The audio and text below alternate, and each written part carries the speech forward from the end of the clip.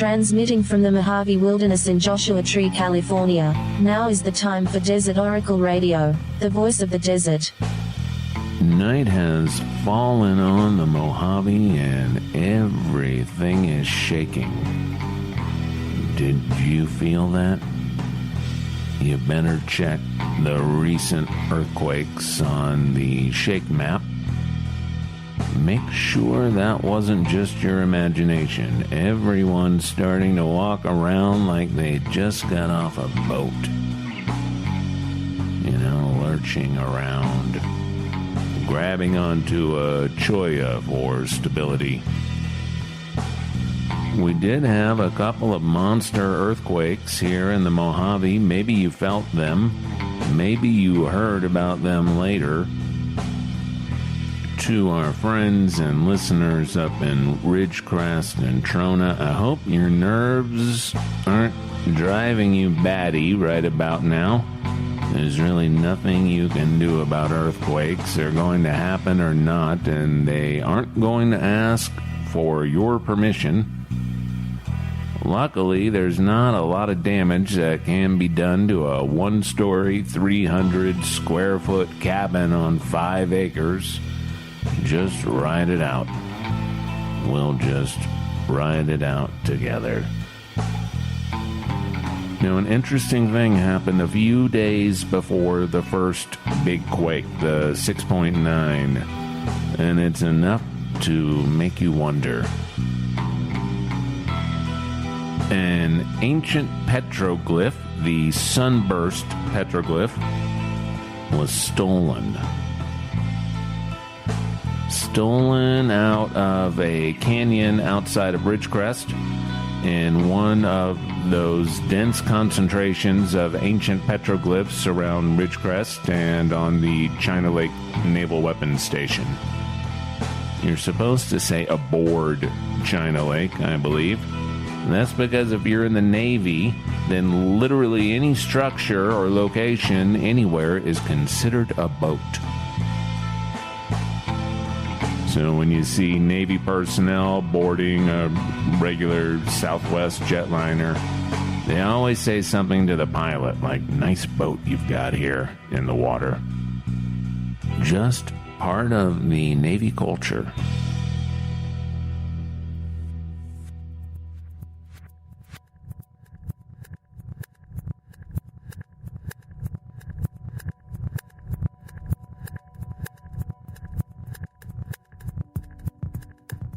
Now, when I look at the sunburst petroglyph with its triangular pattern of 3 brilliant lights, well, you can guess what I think about.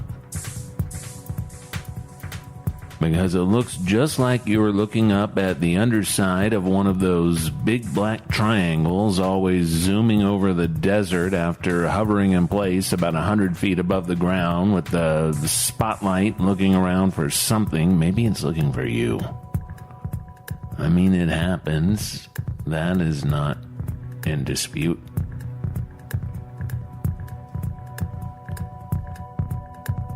And the person or organization behind this theft of a 500 or 600 pound ancient boulder with this ancient rock art, they must have gone in with a team of mercenaries or commandos or droids or whatever, and maybe a helicopter. And off they go to deliver the prize to some supervillain's lair. Maybe in one of those vulgar high-rise apartment buildings above the Las Vegas Strip. And then the earthquake started, and the whole desert around Ridgecrest and China Lake has been shaking and rocking ever since. I think we had better find that sunburst petroglyph and put it back. Right back where it belongs.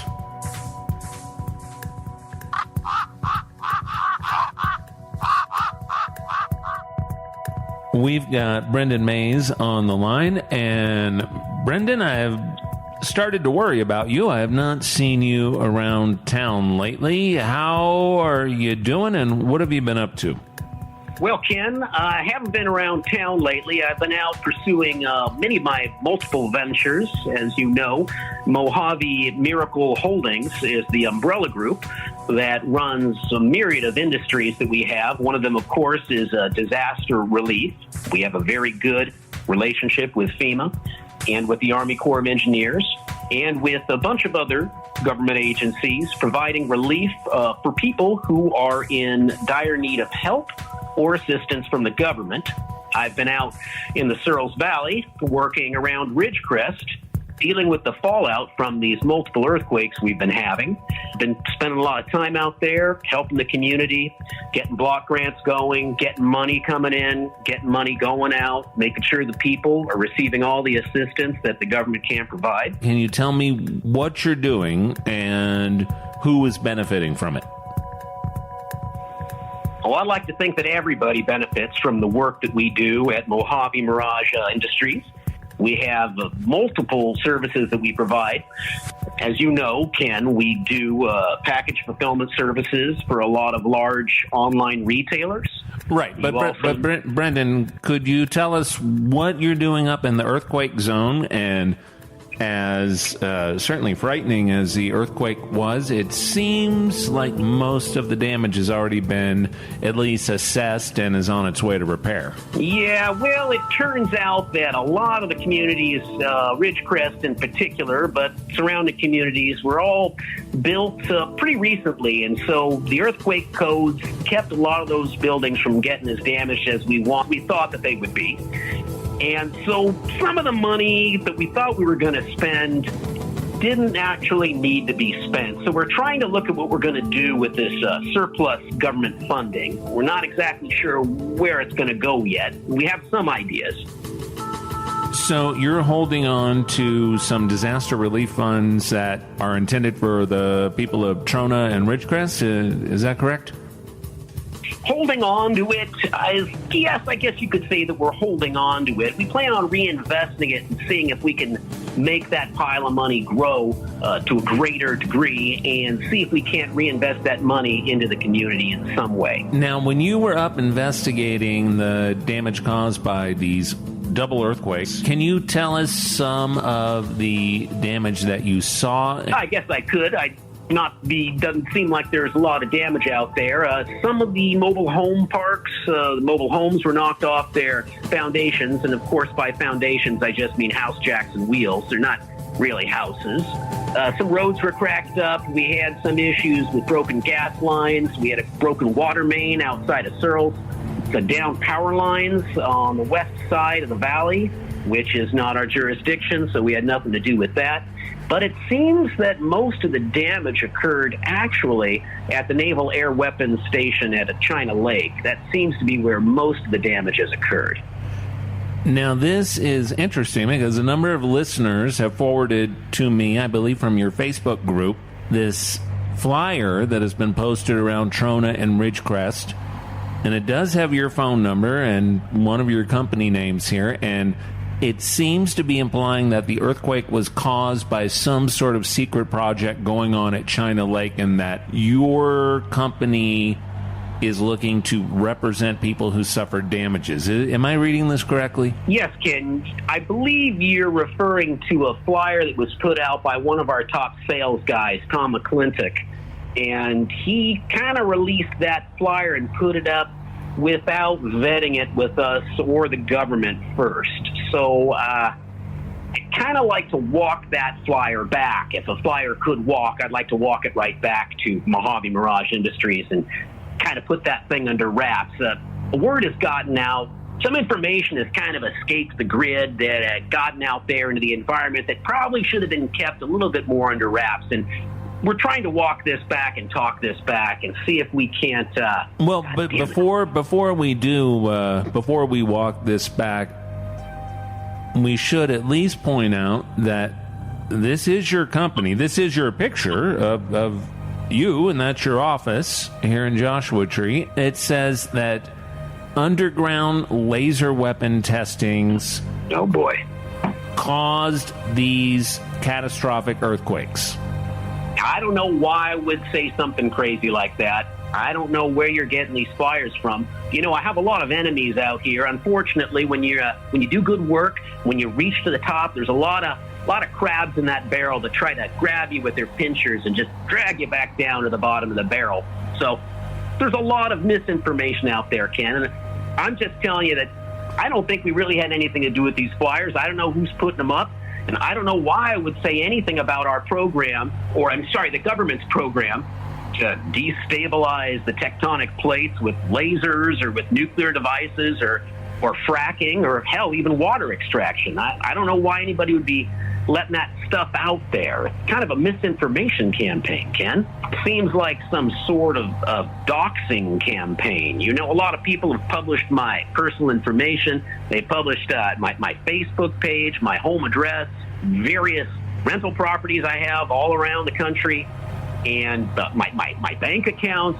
This is some sort of concerted effort to make me appear to be a real bad guy. Somebody's up to no good, and that's not what we're about at Mojave Mirage Industries. Ken, you know that. Well, do you feel like perhaps your public statements that you've made as an individual, not necessarily representing your company, about your belief in some of these sort of subterranean projects is adding to this idea that you actually do believe in this? I have gone on record, so to speak, as to speaking of the environmental liabilities that are associated with certain things, certain projects, certain industries that we're involved with. You know, we're a responsible company, equal opportunity employer. You know, we promote women to high ranks in our company. That one of our divisions is. But Mojave Mirage is a contractor at China Lake NWS. No, Ken, that's correct.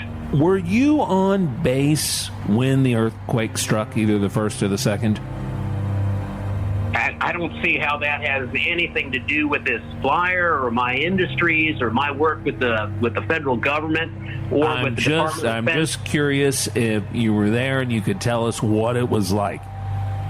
Well, Ken, I guess it would be fair to say that I was in the area, and whether or not I was actually on the air weapons station is a matter of conjecture or something that I really can't address. But yes, I was in the area, and it was quite a shock. Well, you know how earthquakes are, Ken. There's a big bang, there's a bunch of shaking, stuff falls over, goes on for a little while. You think, gosh, do I run outside and get hit by all the falling glass? Do I tuck and cover? Do I get into a doorway? What do I do here? So we all basically just sat still in the conference room. Some guys jumped under the desk. It's kind of funny to see a general all dressed up in his, going down on their hands and knees, climbing underneath the table. We'll see gold braid flapping, epaulets getting stuck on the little divider in between the table, hats knocked off, and we had a good laugh about it. It was actually kind of funny. They were looking at each other under the table, waiting for this thing to pass, and we're thinking, boy, how many kilotons was this one, Because, they work with weapons out there, Ken. They blow a lot of stuff up. We wouldn't think it would be man-made weapons that triggered the earthquake because I'm not privy to this stuff, but they know what weapons they've got and when they fire them off. These things just don't, I guess they do go off by accident every now and then. And so that maybe was a concern.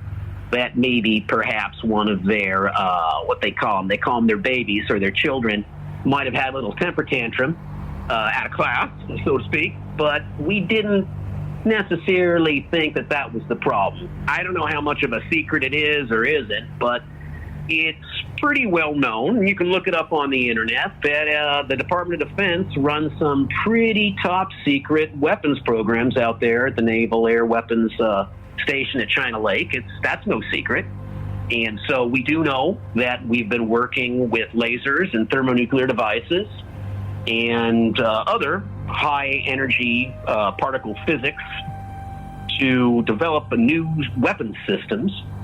So none of this stuff's exactly top secret. I mean, the stuff that goes on out there obviously is top secret, but it's not like this is very cutting-edge technology, Ken. So, of course, it's top secret. And, of course, you can't talk about any specifics. But in general, everybody knows that at the Department of Defense or Navy or Air Force, a research facility that you're going to be working on top secret stuff. And a lot of that stuff's going to be weapons. And of course, we've seen the movies, we've read the novels. We know it's going to have something to do with lasers. It's going to have something to do with particle physics. It's going to have something to do with particle accelerators. It's going to have something to do with things that go boom. I spend most of my time I'm spending indoors. I'm not necessarily a stargazer. I don't go out and look at the big, broad, beautiful vistas. I do when I'm driving around or flying around. I see this stuff, and it's impressive to me, but I don't have my eyes trained to the sky. I've got more my ear to the ground. And so this earthquake phenomena is of great interest to me. As you know, we've been having problems with Iran. And as you know, Iran is affected by heavy earthquake activity. They've had numerous earthquakes, so we're looking at the vulnerabilities that Iran has and how maybe we can bring them to bear with this nuclear enrichment stuff and try to get them to the table. Well, one of the ways you could probably destabilize Iran, or at least shake them up a little bit, is to literally shake them up. Perhaps the government has been working on a secret program to destabilize tectonic faults and earthquake faults. Perhaps maybe that's something they're doing out there, whether it be by lasers or whether it be by subterranean nuclear detonation. It is something that the government has been considering. The Panamint and Garlock faults have nothing to do with the San Andreas fault. They're limited to the north of the valley.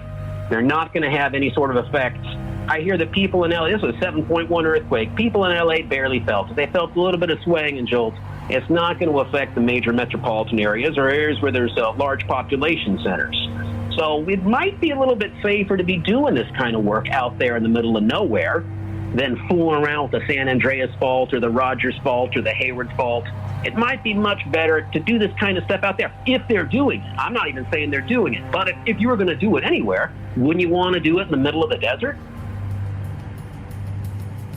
A half a century ago, despite all of our many problems, a couple of humans left Earth and landed on our moon for the very first time.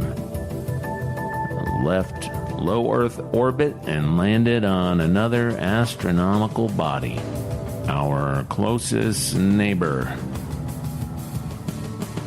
Our closest neighbor of the sort, and still very far away. July 1969. Thanks to the efforts of thousands of people working all over America, thanks to anti-communist hysteria, and thanks to that rocket technology that we took back to Texas in the form of Nazi rocket scientist Werner von Braun, 2 lucky ducks got to walk on the moon, and as Americans like to do, the astronauts immediately put up an American flag. We did it, mostly for the wrong reasons. But that is how exploration usually works. Somebody with lots of money wants more money. Somebody with no money wants some money. Somebody wants global domination. And next thing you know, there are newly discovered continents and elements and planets and galaxies. You know, both of my parents worked on this first moonshot in Houston. And my mother was kind enough to type up her recollections of what it was like. So here's an email from my mom. She says, here's some stuff about your dad's and my time at NASA Houston Clear Lake City. Most of the people who worked at the Manned Spacecraft Center in Clear Lake, Texas, near Houston, were from other places. Many of the employees, especially department heads, were former military. A lot of those people thought they were still in the military, and they acted accordingly. Working at NASA was exciting, meeting interesting people from all over the United States, and being a part of this mission was especially exciting. Your dad worked in the clean room where they supposedly had instruments that could weigh the grease from one's fingerprint. He worked there the entire time we were in Houston. He had to wear what they called a bunny suit, and all the people who worked in there had to go into an airlock area before getting into the actual clean room. No one could go in unless they worked there, and only after suiting up and going through the airlock chamber. I don't know a lot of what they did in there, but I know that they used chemicals and tested assorted things. I remember that your dad brought home Ziploc bags of all sizes, which were barely defective. They were being thrown out, so he took some out of the trash bin and brought them home. There was nothing like this in stores at this time. All of the women in our neighborhood wanted them. I gave a few away and kept the rest. He said that there were 3 American flags packed into these larger bags after being put through a special solution and dried. These flags went to the moon with the astronauts. Your dad packed one of them, and 2 of his co-workers each packed one. So we always said that maybe the one your dad packed is the flag that's on the moon. I worked for the manager of the logistics department. He was a very nice man who had been stationed in Greenland near the North Pole while in the Army. When I applied for the job, I was interviewed by 6 men. Most of them, except the manager, seemed more interested in my appearance than necessary skills. I was 22 years old at the time. The logistics department consisted of 3 sections: the shipping and receiving department, where everything from rocket engines to pencil erasers came in and were sent out to other NASA facilities. And there was a cataloging department where obviously everything was cataloged, and the reproduction department, which reproduced whatever was needed on the huge Xerox machines. This was where the first photos of the astronauts on the moon came in at our facility the Monday morning after the actual landing. Those photos went out to newspapers and television all over the world.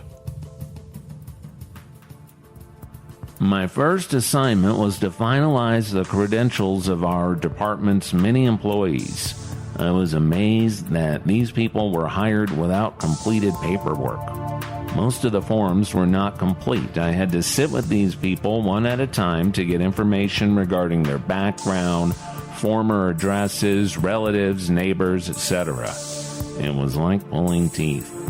Everyone was required to have, at minimum, a secret clearance. Many of the employees had top-secret clearances. There was a fake moon near my office where I could look out almost any time and see astronauts suited up and walking on the surface of a very large, round, wooden area covered with gravel, rocks, boulders. It tilted all sorts of ways while these guys were walking on it.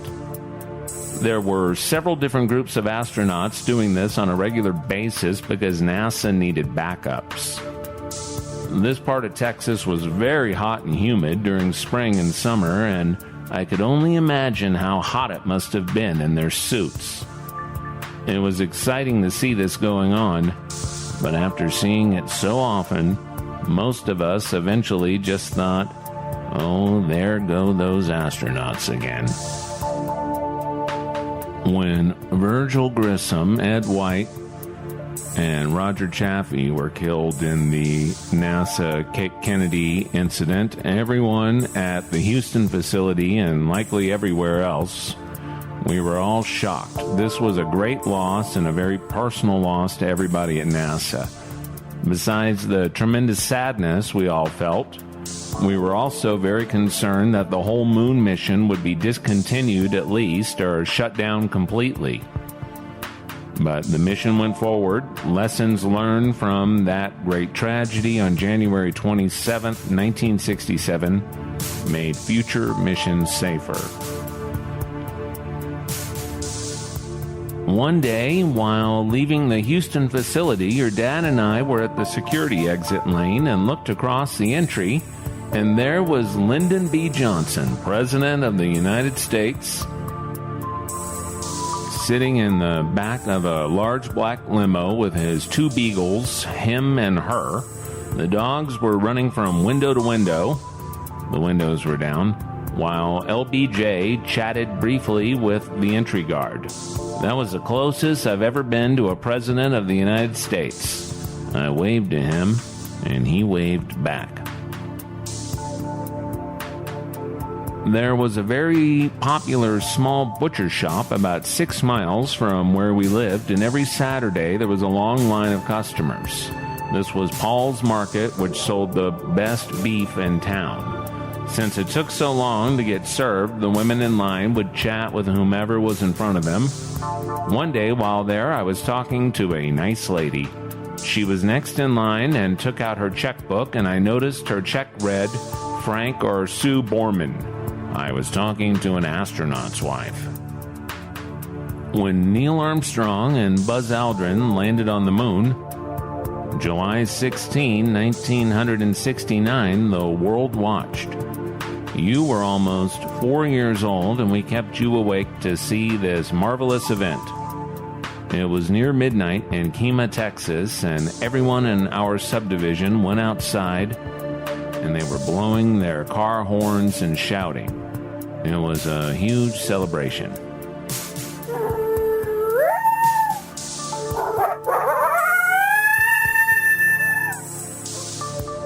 From Amboy to Zzyzx and across the Great Mojave Wilderness, this has been Desert Oracle Radio, and I am your host, Ken Lane. We broadcast from KCDZ-FM in Joshua Tree and on fine community radio stations on the West Coast via Public Radio Exchange. Soundscapes on tonight's program by Joshua Tree's own Red, Blue, Black, Silver. Get our podcast wherever you get your podcasts. iTunes, Stitcher, Spotify. Thank you for listening, and good night from the voice of the desert.